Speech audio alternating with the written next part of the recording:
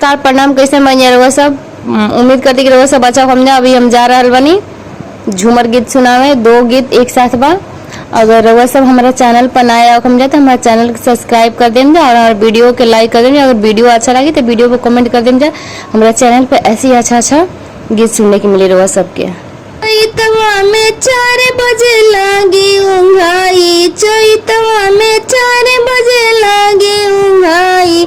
पहिला जगवन सासू जी अइली, पहिला जगवन सासू जी अइली। उठो बहुआ न तमर दिखराई, उठो बहुआ तो के मर दिखराई।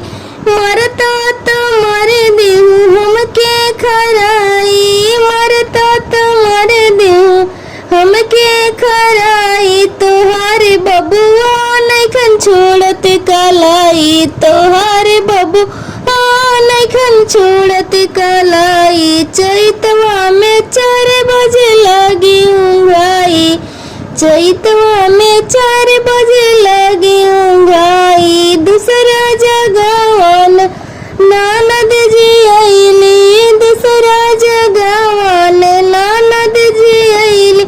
उठो भाभी तो के मर दिखराई, उठो भाभी तो के मर दिखराई।